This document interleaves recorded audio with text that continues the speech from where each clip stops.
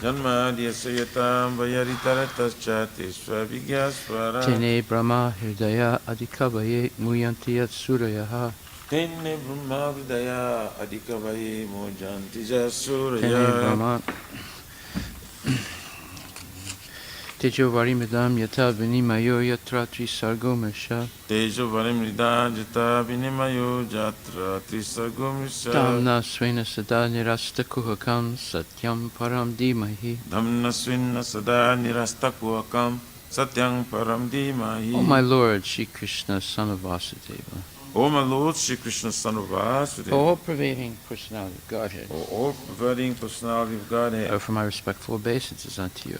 From my respectful obeisances unto you. I meditate upon Lord Shri Krishna because he is the absolute truth. I meditate upon Lord Shri Krishna because he is the absolute truth. And the primeval cause of all causes. The primeval cause of all causes. Of the creation, sustenance, and destruction of manifested universes. Of the creation, sustenance, and destruction of the manifested universe. He is directly and indirectly conscious of all manifestations. He is directly and indirectly conscious of all manifestations. And he is independent because there is no other cause beyond him. And he is independent because there is no other cause beyond him. It is he only who first imparted the Vedic knowledge unto the heart of Brahmaji. It is the only who first imparted the Vedic knowledge unto the heart the of original Brahmaji. living being. The original living being. By him, even the great sages and demigods are placed into illusion. By him, even the great sages and demigods are placed into illusion. As one is bewildered by the illusory representations. As one is bewildered by the illusory representations. Of water seen on fire or land seen on water. Of water seen on fire or land seen on water. Only because of him do the material universes. Only because of him do the material universes. Temporarily manifested by the reaction to the three modes of nature. Temporarily manifested by the reaction to the three modes of nature. Appear factual, although they are unreal. Appear factual, although they are unreal. I therefore meditate upon him, Lord Shri Krishna. I therefore meditate upon him, Lord Shri Krishna. Who is eternally existent in the transcendental abode.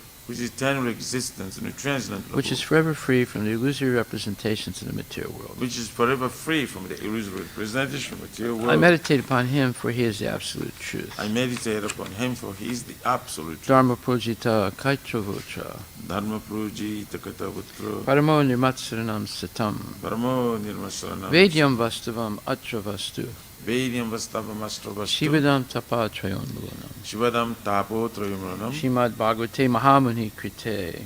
Srimad Bhagavate Mahamuni krite. Kimva purer ishvaraha. Kimva purer ishvaraha. Sadyo hridi avarudyate tra. Sadyo hridi avarudyate tra. Krite bihi sususubhistakshanat. Krite bihi sususubhistakshanat. Completely rejecting all religious activities which are materially motivated. Completely rejecting all religious activities which are materially motivated. This Bhagavata Purana propounds the highest truth. Is the Bhagavad Puran propounds the highest truth, which is understandable by those devotees who are fully pure in heart. Which is understandable by those devotees who are fully pure in heart. The highest truth is reality distinguished from illusion for the welfare of all. The highest truth, the reality distinguished from illusion for the welfare of all. Such truth uproots the threefold miseries. Such a truth uproots the threefold miseries. This beautiful Bhagavatam, compiled by the great sage Vyasadeva in its maturity. This beautiful Bhagavatam, compiled by the great sage Vyasadeva in maturity. Is sufficient in itself for God realization. It's sufficient in itself for God realization. What is the need of any other scripture? What is the need of the other scripture? As soon as one attentively and submissively hears the message of Bhagavatam. As soon as one attentively and submissively hears the message of By Bhagavatam. this culture of knowledge. By this culture of the knowledge. Supreme Lord is established within his heart. The Supreme Lord is established within his heart. Nigama kalpatarur galitam phalam. Nigama kalpatarur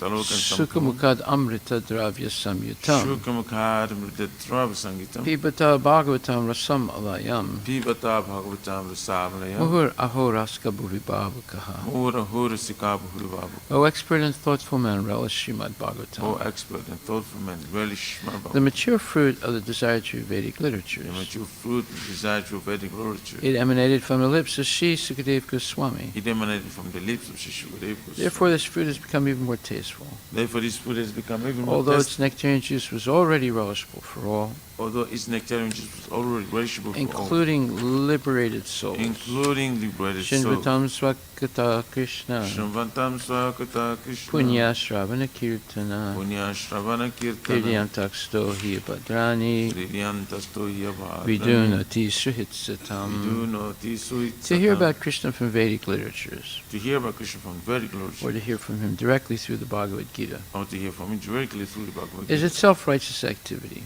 It is self-righteous And for one who activity. hears about Krishna, And for one who hears about Krishna, Lord Krishna is dwelling in everyone's heart, Lord Krishna dwelling within everyone's heart, acts as the best wishing friend, acts as the best and wishing purifies the devotee who constantly engages in hearing of him. friend, and purifies the devotee who constantly engages in hearing Nasta him. presu bhadresu Nasta presha bhadrishu nityam bhagavata sevaya nityam bhagavatasi bhagavati uttamasloke bhagavati uttamasloke bhaktir bhavati naistaki. bhaktir bhavati In nistaki. this way, a devotee naturally develops his dormant transcendental knowledge. In this way, devotee naturally develops dormant transcendental knowledge. As he hears more about Krishna from the Bhagavatam As he hears more about Krishna from the Bhagavatam and from the devotees, and from the he devotees, becomes fixed in the devotional service of the Lord. he becomes fixed in devotional service. of the Lord. Tadarajastamo bhava Tadarajastamo bhava kamalobhadayaschaye kamalobhadayaschaye cheta etaranavitam cheta iteranavidam stitvam sattve prasidati. sitam sadve prasidati. By development of devotional service, By development of devotional one service, becomes freed from the modes of passion and ignorance. one becomes freed from the modes of passion And thus material lust and avarice are diminished. and thus material lust and avarice are diminished. Evam prasana manaso Evam prasanna manas bhagavat bhakti yogataha Bhagavat bhakti yoga bhagavat tattva vijnanam Bhagavat tattva vijnana sangasya jayate. mukta sangasya jayate. When these impurities are wiped away, When these impurities are wiped the away, candidate remains steady in his position of pure goodness, the candidate remains steady in his position of becomes goodness, enlivened by devotional service, becomes enlivened by devotional and service, understands the science of God perfectly. and understands the sense of God perfectly. Vidyate hridaya grantis, Vidyate hridaya grantis, chidyante sarvasamsaya, Chidyante sarva samshaya, siyante jasya karmani, Chidyante drista chasakarmani, evatmanishware. Drista evanmanishwari. Thus, bhakti yoga serves the heart not of material affection, Thus the bhakti yoga serves the heart of material and affection enables one to come at once to the stage of a samsayam samagram, and enables one to come at once to the stage of assumption samagama, understanding of the supreme absolute truth personality of Godhead. understanding the supreme absolute truth personality of God. Therefore, only by hearing from Krishna or from his devotee in Krishna consciousness Therefore, only by hearing from Krishna or from the devotees of Krishna consciousness can one understand the science of Krishna. can one understand the science of Krishna. Srimad Bhagvatam, Canto 2, Chapter 3, Text 12. Janam yadat pati tinivritigunurmi chakram Yanam yada pratinivrita gunurmi chakram atma prasada utayatra guneshva sangaha Anma prasada utayatra guneshva sangha kaivalya samatta pantastvata bhakti yoga Kaivalya samata patastvata bhakti yoga ko nivritto harikata suratim nakuryat. Konivrito hari katashuratim na kuryat. Translation by Srila Prabhupada. Transcendental knowledge in relation with the Supreme Lord, Hari, is knowledge resulting in the complete suspension of the waves and whirlpools of the material modes. Such knowledge is self-satisfying due to its being free from material attachment, and being transcendental, it is approved by authorities. Who could fail to be attracted? Purport by His Divine Grace, A.C. Bhaktivedanta Swami, Srila Prabhupada. According to Bhagavad-Gita 10.9, the characteristics of a pure devotee are wonderful. The complete functional activities of a pure devotee are always engaged in the service of the Lord, and thus the pure devotees exchange feelings of ecstasy between themselves and relish transcendental bliss. This transcendental bliss is experienced even in the stage of devotional service, sadhana avastha, if properly undertaken under the guidance of a bona fide spiritual master. And in the mature stage, the developed transcendental feeling culminates in realization of the particular relationship with the Lord by which a living entity is originally constituted, up to the relationship of conjugal love with the Lord, which is estimated to be the highest transcendental bliss. Thus, Bhakti Yoga, being the only means of God realization, is called Kaivalya, Srila Jiva Goswami quotes the Vedic version, Eko Narayano Deva, Paramavaranam Parama Aste Kaivalya Samgitaha. In this connection, and establishes that Narayana, the personality of God, is known as Kaivalya, and the means which enables one to approach the Lord is called Kaivalya Panta, or the only means of attainment of Godhead.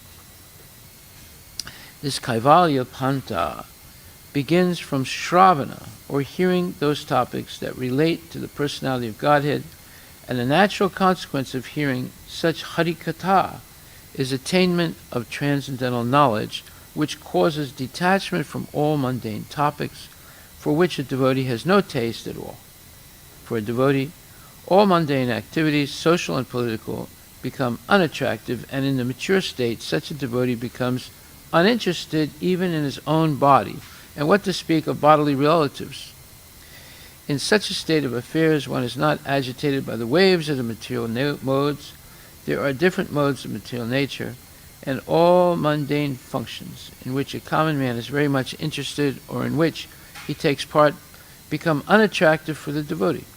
This state of affairs is described herein as patin ivrita gunormi, and it is possible by atma prasada, or complete self-satisfaction, without any material connection. The first-class devotee of the Lord attains this stage of devotional service, but despite his loftiness, for the Lord's satisfaction, he may play the voluntary part of a preacher of the Lord's glory and dovetail all into devotional service, even mundane interests, just to give the neophytes a chance to transform mundane interest into transcendental bliss. Srila Rupa Goswami has described this action of a pure devotee as nirbandha Krishna sambandhe yukta vairagyam uchyate. Even mundane activities dovetailed with service to the Lord are also calculated to be transcendental or approved Kaivalya affairs. Srila Prabhupada Ki Jai. Transcendental knowledge in relation with the Supreme Lord, Hari, is knowledge resulting in the complete suspension of the waves and whirlpools of the material modes. Such knowledge is self-satisfying due to its being free from material attachment, and being transcendental, it is approved by authorities who could fail to be attracted. So this verse and its purport proves the transcendental experience of Krishna consciousness as opposed to the mechanical process of spiritual elevation that yogis experience. There's no comparison between the two, because even in the beginning stages of devotional service, one can experience transcendental ecstasy. And as one progresses and becomes more and more detached from material sense gratification and material affairs, that sense of the experience of transcendental ecstasy only increases until one is completely free of any attachment to the material world, to mundane family relations, to politics, and to everything that normal people conditioned by the modes are interested in. This is extremely fascinating purport, because it shows this extreme, let's say, perfection that a devotee can attain rather simply by just engaging in devotional service, but one must always be under the tutelage and instructions of bona fide spiritual master and masters, Shiksha and Diksha gurus. Otherwise, they won't be able to experience this. Now, I'm going to give a practical example. There's a video now showing a Sankirtan party in West Bengal, and apparently they must be in a Muslim neighborhood. Well, in West Bengal there are a lot of Muslims, It could have been in Calcutta or some other town. And the Muslims attack the devotees. And the devotees start fighting back with them.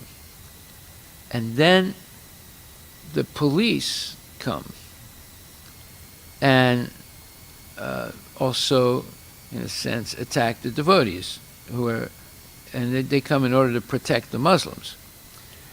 And then the devotees get in a fight with the police.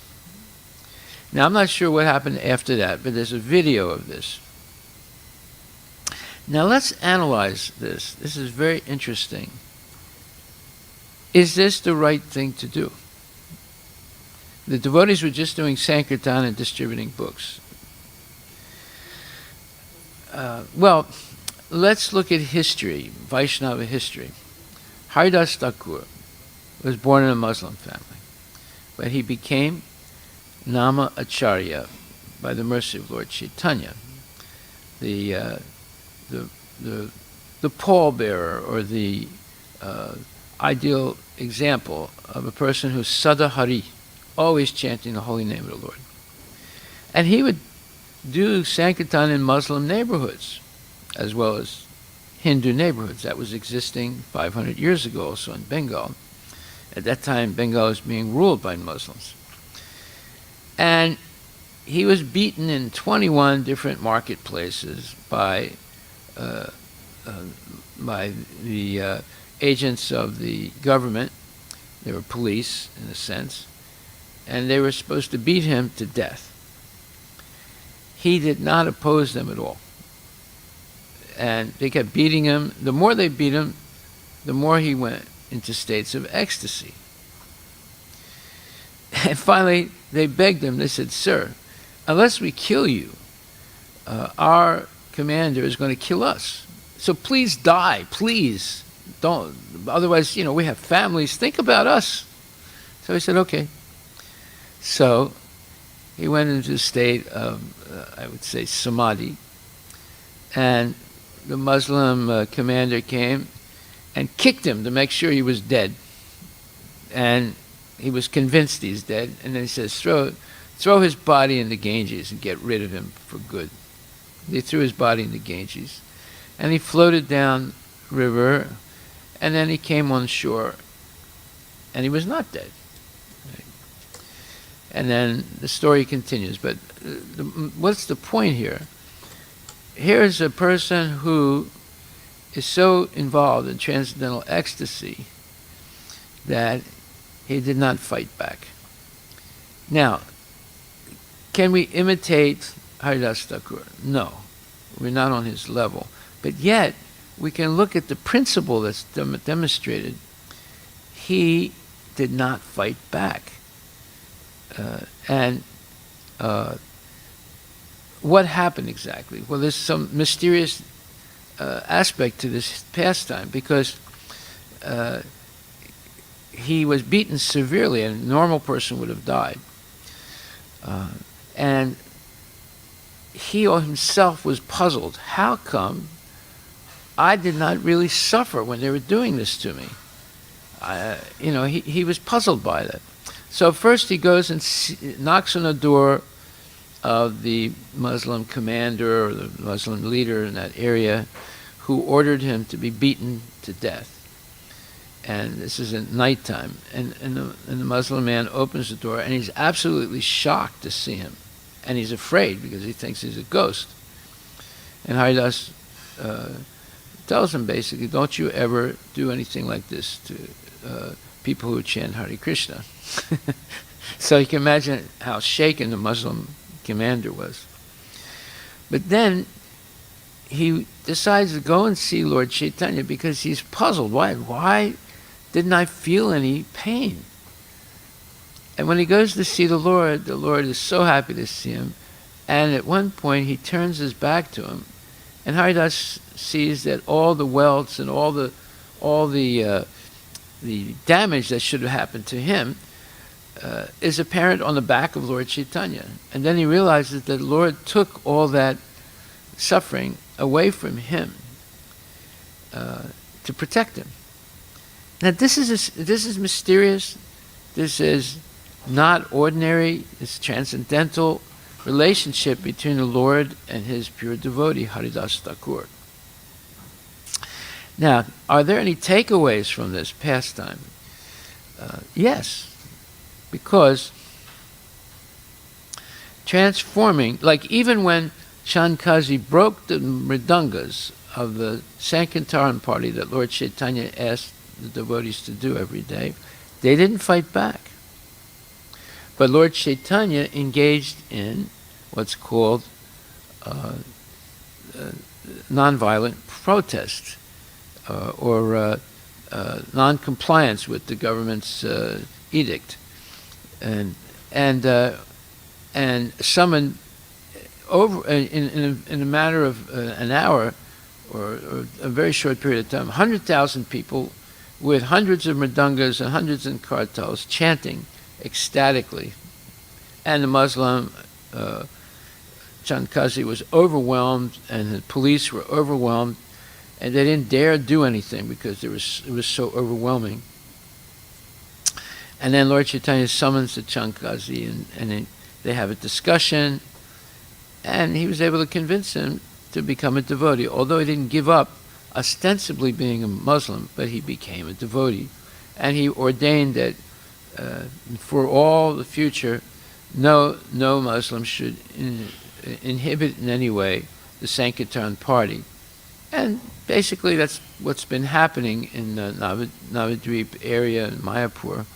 Devotees do go out for Sankirtan. In fact, we even have a temple right in the one of the most prominent Muslim neighborhoods in Mayapur, and it's a Jagannath temple. And there's been relative peace for over 500 years. You know, I've never heard of riots between Muslims and devotees, although there was an attack by Muslims on Mayapur, and the devotees fought back at that time because they went after the deities. And so anyway, now the question is, should these devotees who were on Sankirtan, and they were Russians, or at least they looked like they're Russians, they're very tall and very blonde or white-skinned, and they fought back. I don't think it was the right thing to do, but it's maybe a matter of discussion. Some people are very proud that they fought back. Some devotees are very happy that they did that. But it's not what you would expect to see on a ecstatic Sankirtan party. So it's something to think about. But see, what's being explained in this verse is that even in the sadhana avastha, avastha means stage, the stage of sadhana bhakti, it says, this transcendental bliss is experienced even in the stage of devotional practice, sadhana avastha, or the practice or the stage of sadhana bhakti, if properly undertaken under the guidance of a bona fide spiritual master.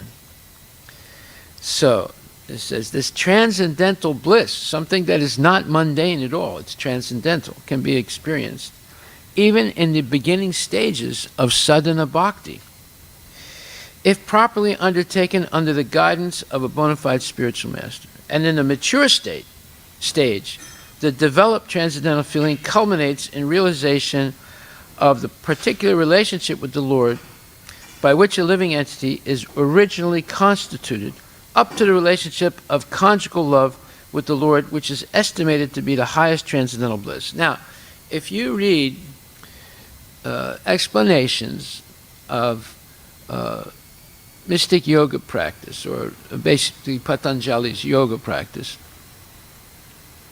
where one goes through, let's say, 5 stages of consciousness. They are svapna, and jagat is its normal consciousness or awakened consciousness, and then swatma, which means dreaming, and susupti, which means deep sleep, where you're not dreaming.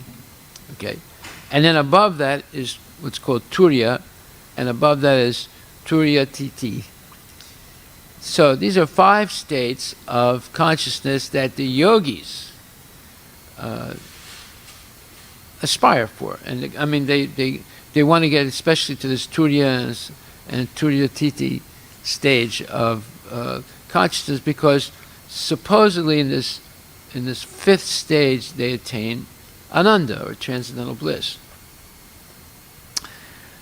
However, the devotees can experience transcendental bliss right in the beginning. It's sadhana bhakti, right? And it only increases right up to the point of realizing their original rasa, or relationship, transcendental relationship with the Lord. And that can go up even to a conjugal relationship. So this is very interesting. And then it says, thus, Bhakti Yoga, being the only means of God realization, is called Kaivalya, transcendental. Transcendental right from the beginning. Srila Jiva Goswami quotes the Vedic version, Eko Narayano Deva Paravaranam Parama Aste Kaivalya Samgita. In this connection, and establishes that Narayana, the personality of Godhead, is known as Kaivalya, or transcendental, and the means which enables one to approach the Lord is called Kaivalya Panta, or the path of transcendence, or the only means of attainment of Godhead. This Kaivalya Panta, or this path of transcendence, begins from Shravana, hearing, or hearing those topics that relate to the personality of Godhead, and a natural consequence of hearing such Harikatha is attainment of transcendental knowledge, which causes detachment from all mundane topics for which a devotee has no taste at all. So this is the point. Now don't be surprised. If you come every day to class, don't be surprised that little by little you lose your taste for mundane activities, right? It's normal, right? But someone would say, oh, wait a minute, how can I function if I do this? I'm not going to come to class every day because, what it's saying here is that I'll lose my taste for family and work and this normal relationships with other people and making money and things like that. Well, wait a minute. Let's hear the rest of this. For a devotee, all mundane activities, social and political, become unattractive, and in the mature state, such a devotee becomes uninterested even in his own body, and what to speak of bodily relatives. Whoa, this is even good, right? So someone will say, wait a minute, I'm not going to come to class anymore. This is nonsense, I'll become a stranger even to myself. Right? In such a state of affairs, one is not agitated by the waves of the material modes. Okay, well this is the experience of the mechanical yoga system. But now it's saying it's the experience of the devotee also. Right? But there's a difference, and now we're going to hear the difference. So, there are different modes of material nature, and all mundane functions in which a common man is very much interested or in which he takes part become unattractive for the devotee. This state of affairs is described herein as pratinivrita gnormi, and it is possible by atma prasada, or complete self-satisfaction without any material connection. Now people say, wait a minute, this is nonsense. Self-satisfaction without any material connection. How is that possible? Right? Okay, now we're going to hear the what we call harmonious transcendental state. The first-class devotee of the Lord attains this stage by devotional service, but despite his loftiness, in other words, his detachment, let's say, for the Lord's satisfaction, he may play the voluntary part of a preacher of the Lord's glory and dovetail all devotional service, even mundane interest, just to give the neophytes a chance to transform mundane interest into transcendental bliss. In other words, the devotee who becomes a preacher.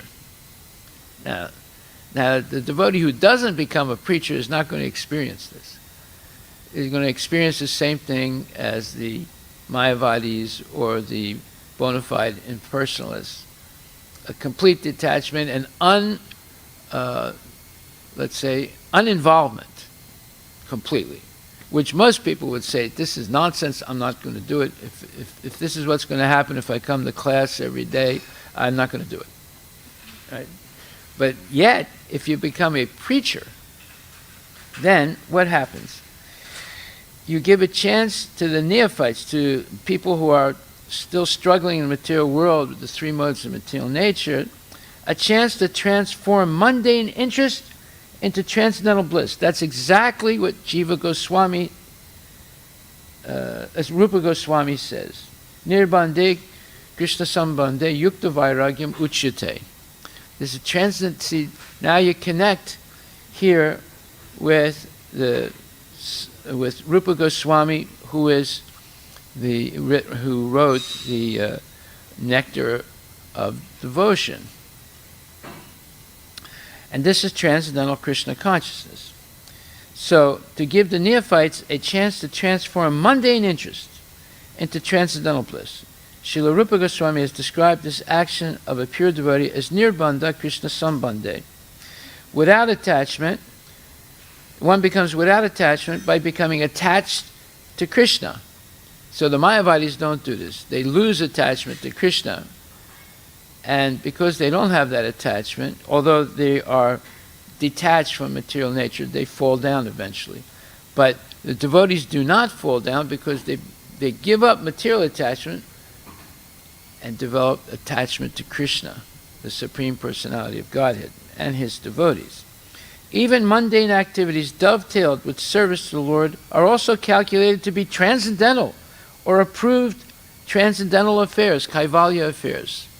This is the difference between Krishna consciousness and the mundane and the mystic yoga practice, as explained by Patanjali. Although Patanjali also says that at the highest stage one attains Ananda, but usually his followers, when they begin to see Narayana, they say, that is me. And they merge into the body of the Lord, rather than becoming the eternal servant of the Lord. So these are all transcendental, subject matter. It requires careful study of the Bhagavad-Gita to understand all this. So if we look at the verse, 6th chapter, verses 20 to 23, so 4 verses. It says, in the stage of perfection called trance or samadhi, one's mind is completely restrained from material mental activities by practice of yoga. This perfection is characterized by one's ability to see the self by the pure mind and to relish and rejoice in the self. In that joyous state, one is situated in boundless transcendental happiness realized through transcendental senses. Established thus, one never departs from the truth, and upon gaining this, he thinks there is no greater gain. Being situated in such a position, one is never shaken, even in the midst of greatest difficulty. This indeed is actual freedom from all miseries arising from the material contact. So you might say, well, okay, that sounds good, but I don't understand what he's talking about. Well, let's see what Prabhupada is saying in the purport. And by the way, if you look this verse up on the internet, this is 6th chapter, verses 20 to 23. Look at the English translation, and when it says in the second sentence, this perfection is characterized by one's ability to see the self by the pure mind. Self there has a small s. See if it's a big S. It's a big S, see? Yeah, it has to be the big S, because this is what the Mayavadis do not do. The real impersonalists are supposed to do it, That is, to see your relationship with the Lord. Right? The Maya bodies cancel the Lord, so they're going to fall down. It's guaranteed. Right? Even though they can attain the Brahma Jyoti, they will fall down because they don't have a relationship with the Lord. The bona fide followers of Patanjali, with great difficulty, will in the final stages develop this relationship with the Lord and then become devotees. But most of them fail because they have misinterpreted Tattvamasi. I am that. Right? So, well, actually, that's their interpretation. Actually, Tattvamasi means I am his. I am his eternal devotee. But when they interpreted I am that, at the last moment, after all that effort and trouble that they've gone through, when they actually see Narayana, they think that they are Narayana and they merge into the body. So there's two types of merging. Either you merge into Brahma Jyoti or you merge into the body of the Lord. Both are impersonal. Okay, so let's read the purport. You'll see that Patanjali is a bona fide, let's say, teacher of yoga. He's teaching the mechanical yoga, right? By practice of yoga, one becomes gradually detached from material concepts. This is the primary characteristic of the yoga principle. And after this, one becomes situated in trance or samadhi, which means that the yogi realizes the super soul through transcendental mind and intelligence without any of the misgivings of identifying the self with the super self. So this is pure Patanjali, right? Not impure Patanjali. Yoga practice is more or less based on the principles of the Patanjali system. Some unauthorized commentators try to identify the individual soul with the super soul, and the monists think this is to be liberation, but they do not understand the real purpose of the Patanjali system of yoga. So you see, even the people that do Patanjali service, but are following the false interpretations of it, are misled, and they don't actually achieve the perfection that Patanjali was talking about. Now, Prabhupada's going to explain this more. There is an acceptance of transcendental pleasure in the Patanjali system. This is called Ananda. But the monists do not accept this transcendental pleasure out of fear of jeopardizing the theory of oneness. You see? This is very subtle and wonderful purport. The duality of knowledge and knower is not accepted by the non-dualist. But in this verse, transcendental pleasure, realized through transcendental senses, is accepted. And this is corroborated by Patanjali Muni, the famous exponent of the yoga system. The great sage declares in his Yoga Sutras 3.34, Purusartha Sunyana Gunana Patipa Sava Kaivalyam Swarupa Patistava Chitti Shaktir Iti. This Chitti Shakti, or internal potency, is transcendental. Purusartha means material religiosity, economic development, sense gratification, at the end, the attempt to become one with the Supreme. This oneness with the Supreme is called Kaivalyam by the monists, but according to Patanjali, this Kaivalyam is an internal or transcendental potency by which the living entity becomes aware of his constitutional position, which means his position as the eternal servant of the Lord. In the words of Lord Chaitanya, this state of affairs is called Chetodarpana Marjanam, or clearance of the impure mirror of the mind. This clearance is actually liberation, or Bhava Mahadavagni Nirvapana. The theory of nirvana, also preliminary, corresponds with this principle. In the Bhagavatam 2.10.6, this is called Swarupena Vyavastiti. The Bhagavad-Gita also confirms this situation in this verse. So he's connected the Buddhists, the real Buddhists, the impersonalists, Patanjali, Bhagavatam, and Bhagavad-Gita. Only Prabhupada can do this. And Prabhupada and the Acharyas can do this. Nobody else can do this. They all get it wrong. Even though they're reading the right texts, they still get it wrong. After nirvana, or material cessation, there is the manifestation of spiritual activities or devotional service to the Lord, known as Krishna consciousness. In the words of the Bhagavatam, Swarupena Vyavastiti, this is the real life of the living entity.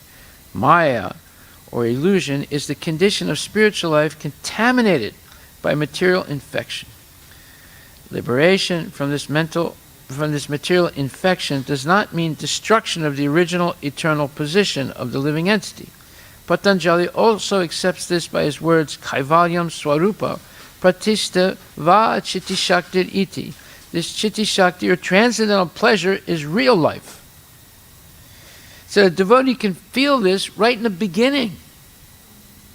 But the Mayavadis have to go through, the impersonalists have to go through these terrible austerities, and most of them don't achieve it because of misinterpretations.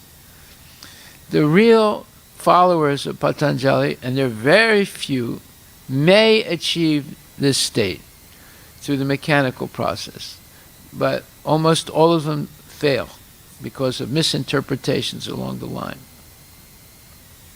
Whereas a devotee, right from the beginning, they can taste, they can experience what's called Kaivalyam Avasta, this transcendental bliss.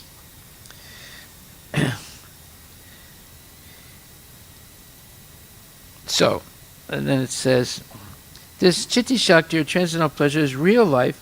This is confirmed in the Vedanta Sutra 1.1.12 as Anandamaya Bhyasat. This natural transcendental pleasure is the ultimate goal of yoga, and it is easily achieved by execution of devotional service or bhakti yoga. So now let's understand how bhakti yoga is unique. Bhakti yoga, you need the lover and the beloved. Otherwise, there's no bhakti yoga. The Mayavadis exclude that. So they're never going to achieve this state of transcendental bliss. They'll talk about it, but it's an impersonal, lonely, so-called bliss. But the bliss is actually not positive, it's negative. It's simply the annulment of material suffering. It has nothing to do with bliss. That's not actual bliss. It's just an annulment of material suffering. And then the followers of Patanjali, because they read modern misinterpretation of Patanjali's yoga system, and they think at the final stage, I become Narayana, or God, they also do not experience. And they also merge, but don't experience transcendental bliss. Because you need two people for that. Right? And then, so very few of them will actually attain the transcendental state of becoming a devotee. Bhakti Yoga will be vividly described in the 7th chapter of Bhagavad-Gita. In the yoga system as described in this chapter, there are two kinds of samadhi, called sampragyata samadhi and asampragyata samadhi, when one becomes situated in the transcendental position. By various philosophical researchers, he is said to have achieved sampragyata samadhi. In the asampragyata samadhi, there is no longer any connection with the mundane pleasure, for one is then transcendental to all sorts of happiness derived from the senses. When the yogi is once situated in that transcendental position, he is never shaken from it. Unless the yogi is able to reach this position, he is unsuccessful. Today's so-called yoga practice, which involves various sense pleasures, is contradictory. A yogi indulging in sex and intoxication is a mockery. Even those yogis who are attracted by the siddhis, perfections, in the process of yoga are not perfectly situated. If yogis are attracted by the byproducts of yoga, then they cannot attain the stage of perfection. That's an extremely important statement. The byproducts are you're free of attachments and you're free of the modes of material nature. Those are byproducts. They're not the goals. They're stepping stones toward the goals. But most people stop there. And then merging. One Mayavadi told me, there's urging and there's merging. It's all nonsense. Anyway, a yogi indulging in sex and intoxication is a mockery. So nowadays, to have yoga, they call it Kama Sutra, but it's nothing to do with Kama Sutra. It's just all mundane sex, So everything has become contaminated in the modern world. Everything, even the best things, have become contaminated. If a yogi is attracted by the byproducts of yoga, then he cannot attain the stage of perfection, as is stated in this verse. Persons, therefore, indulging in the make-show practice of gymnastic feats or siddhis should know that the aim of yoga is lost in that way. The best practice of yoga in this age is Krishna consciousness, which is not baffling. No, it's not confusing, because right in the beginning you will feel ecstasy, right? A Krishna conscious person is so happy in his occupation that he does not aspire after any other happiness. So if you see a Krishna conscious person who's been chanting Hare Krishna 50 years and is not happy, what does that tell you? That tells you that they're not practicing correctly, that there's some dark side to their practice. A Krishna conscious person is so happy in his occupation that he does not aspire after any other happiness. There are many impediments, especially in this age of hypocrisy, to practicing Hatha Yoga, Dhyana Yoga, and Jnana Yoga. But there is no such problem in executing Karma Yoga or Bhakti Yoga. As long as the material body exists, one has to meet the demands of the body, namely eating, sleeping, defending, and mating. But a person who is in pure Bhakti Yoga or in Krishna consciousness does not arouse the senses while meeting the demands of the body. Rather, he accepts the bare necessities of life. There it is again, bare necessities of life, making the best use of a bad bargain, and enjoys transcendental happiness in Krishna consciousness. He is callous toward incidental occurrences, such as accidents, disease, scarcity, and even death of a most dear relative, but he is always alert to execute his duties in Krishna consciousness or Bhakti Yoga. Accidents never deviate him from his duty, as stated in the Bhagavad-Gita 2.14, Agamapayano nityas tamstatik bharata. He endures all such incidental occurrences because he knows that they come and go and do not affect his duties. In this way he achieves the highest perfection in yoga practice. So now, after reading this, we can analyze again the Russian devotees who fought back. And therefore, if there was a leader of that party, he should have said, let's just stop and walk away. Right. And come back another day.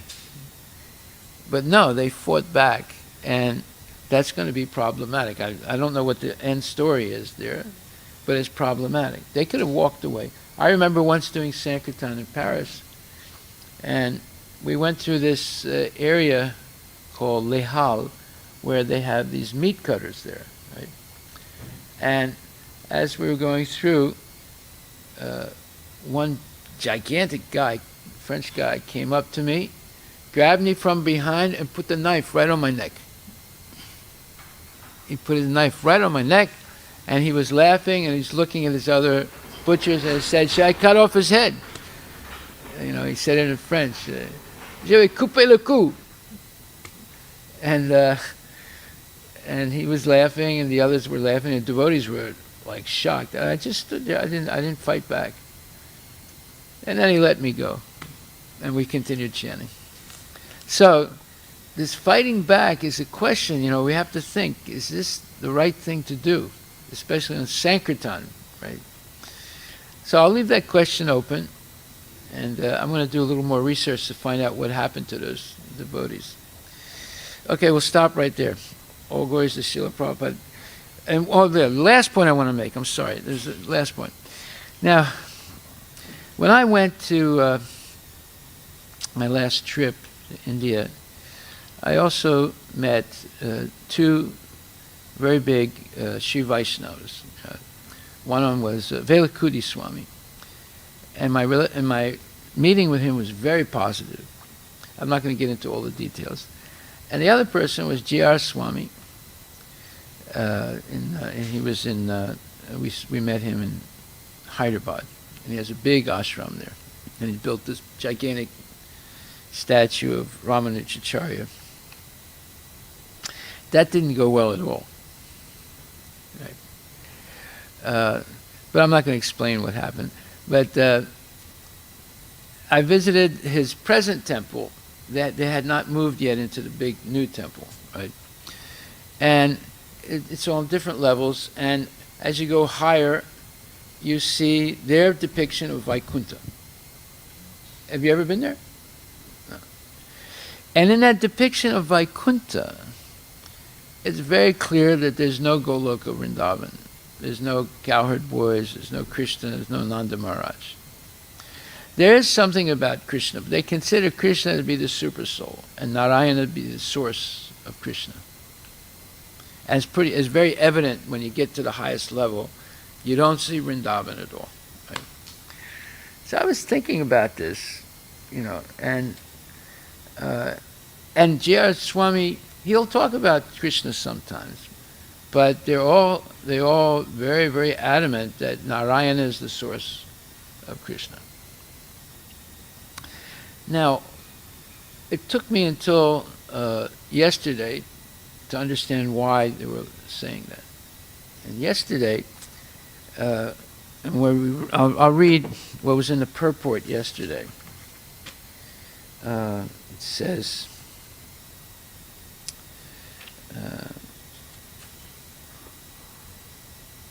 it was not in the purport. It was in the Srimad Bhagvatam 1.9.18. Right. I don't have it in front of me, so if you have it open, you read the last paragraph of that purport. There's two ways that people are bewildered. They're bewildered by the internal energy, and they're bewildered by the external energy. The internal energy bewilders them by Narayana, because there's millions and billions of Narayanas in Vaikuntha, right? And they're bewildered by that. So that's what they're suffering from, this bewilderment. They think that, Narayana is the original source, but actually it's an expansion of Krishna. What is it? Read it, let's see. Bewilderment.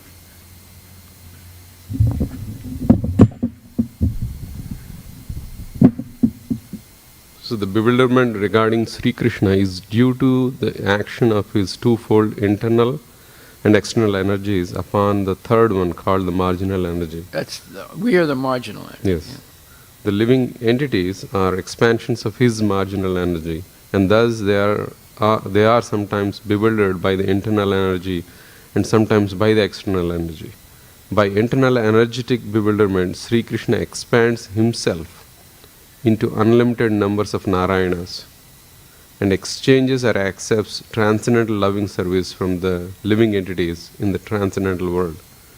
And by his external energetic expansions, he incarnates himself in the material world amongst men, animals and demigods to re-establish. What? Wait a minute, you mumbled the word there.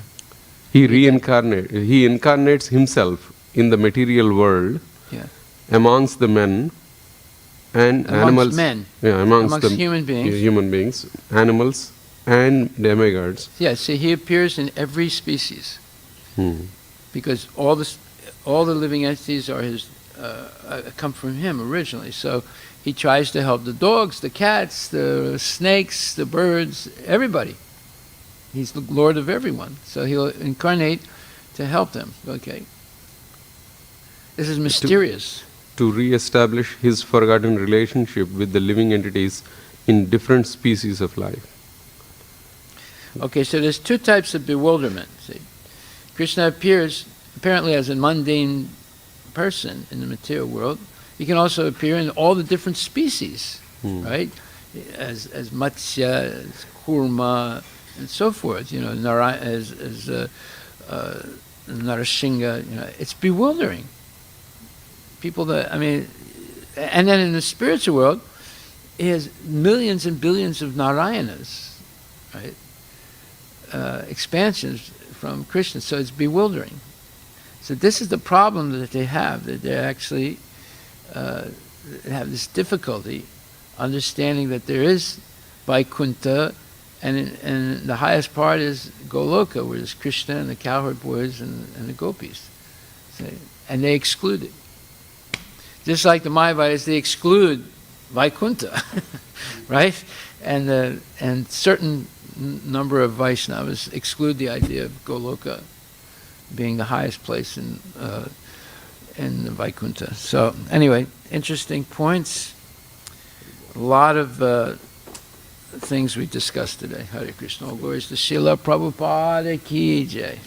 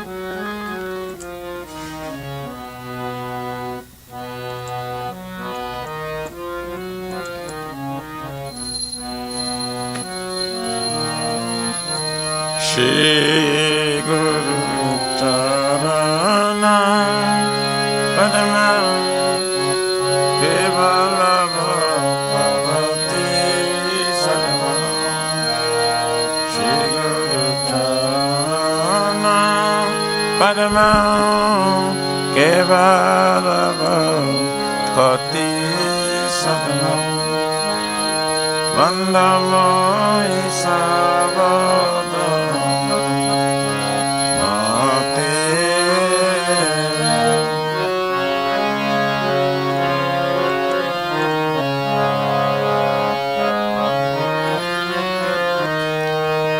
Vandamai Savadana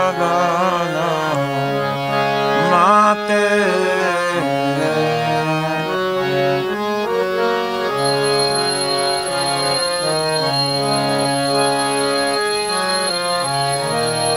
Jara Prasadeva Bhagavato Viyaja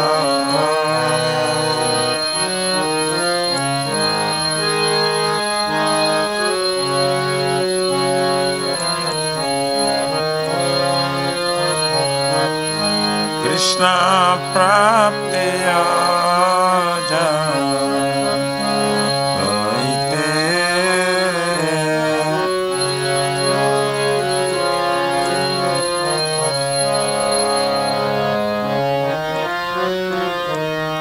Krishna Praptiya Jao Aite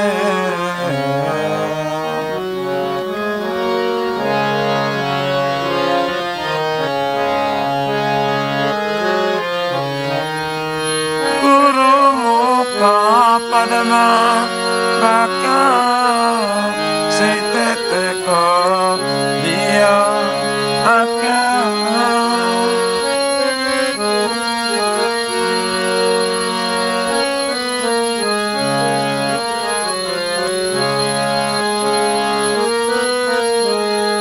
Arna Kariya Mane Vasha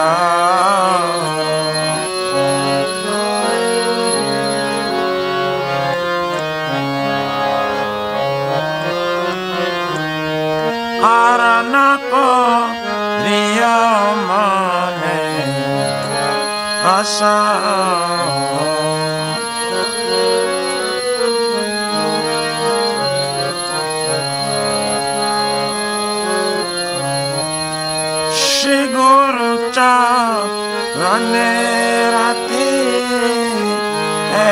se uttama gati.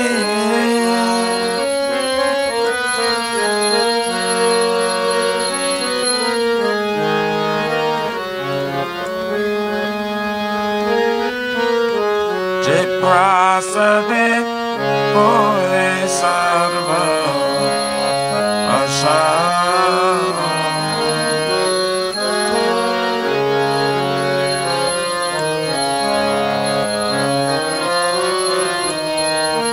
Prasade pure sarva asha.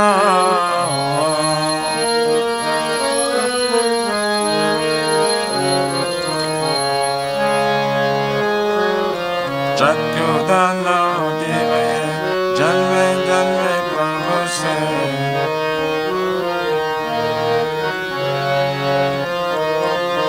Dive gan rite prakasita.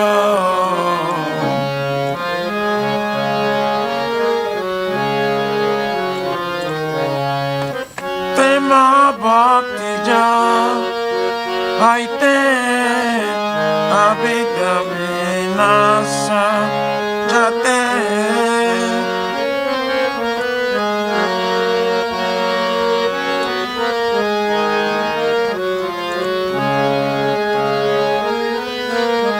Vedega jara jare ita.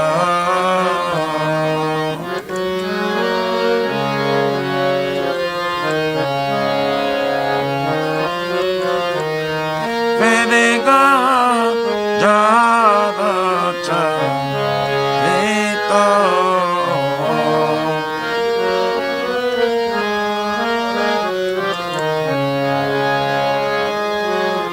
Shri Guru Karuna Sindhu Adhanaga Ravindhu.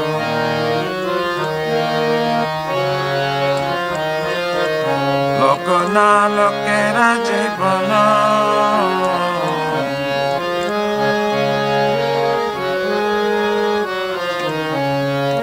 Ha Prabhu Karo Daya Ve Amare Padashaya.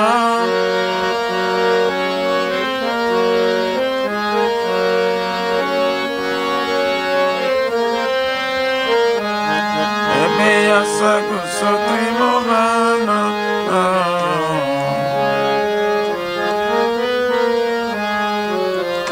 Daipa de laila sharana.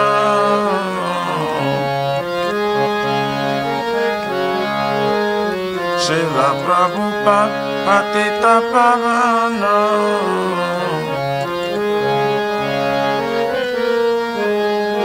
Jaya Prabhupada, Prabhupada, Prabhupada, Jaya Prabhupada.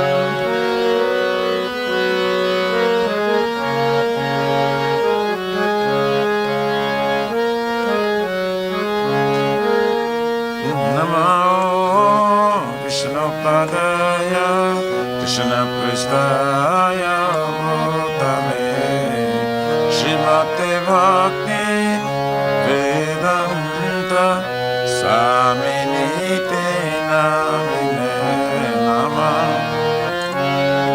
Vishnu Padaya, Krishna Pristaya Bhutale, Srimate Bhakti Vedanta Saminite Namah.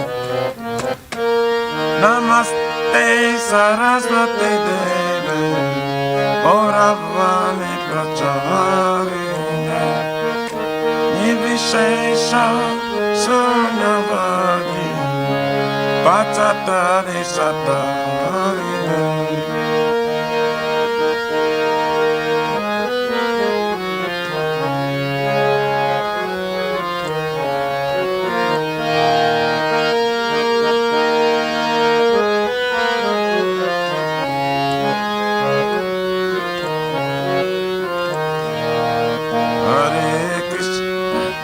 Jai Shri Krishna Chaitanya Prabhu Nityananda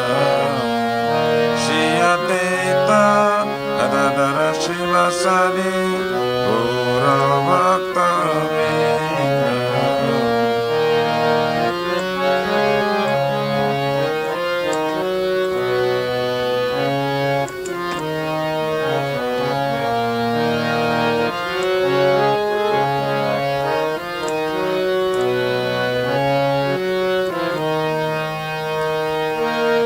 Shri Krishna Chaitanya Prabhu Nityananda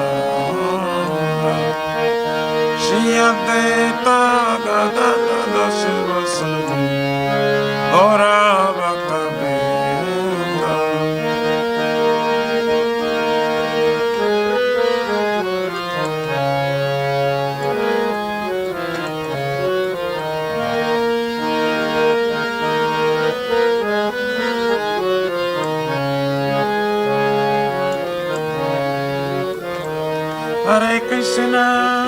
Hare Krishna, Krishna Krishna, Hare Hare, Hare Rama, Rama Rama, Hare Hare.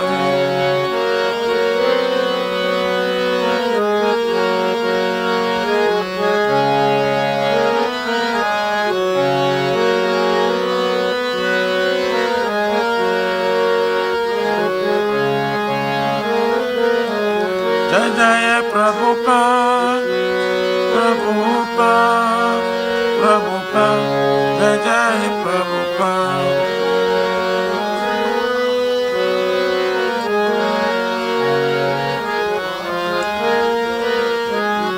Nitai Gaura, Haribo, Haribo, Haribo, Nitai Gaura, Haribo.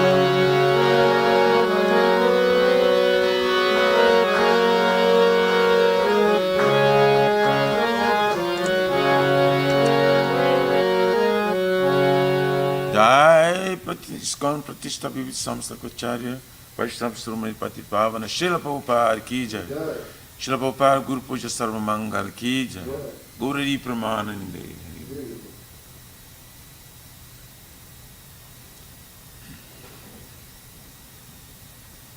The lotus feet of our spiritual master are the only way by which we can attain the pure devotional service. I bow down to the lotus feet with own reverence. By His grace, one can cross the ocean of material suffering and obtain the mercy of Krishna. My only wish is to have my consciousness purified by the words emanating from the lotus mouth. Attachment to the lotus feet is the perfection that fulfills all desires. He opens my darkened eyes and fills my heart with transcendental knowledge. He is my Lord, birth after birth. From Him ecstatic prema emanates. By Him ignorance is destroyed. The very scriptures sing of His character. Our spiritual master of the ocean of mercy, friend of the poor Lord and master of the devotees. O Master, be merciful unto us. Give us the shade of your lotus feet. Your fame is spread all over the three worlds. We take shelter of your lotus feet. Jai Patipavana Srila Prabhupada Maharaj Ki Jai.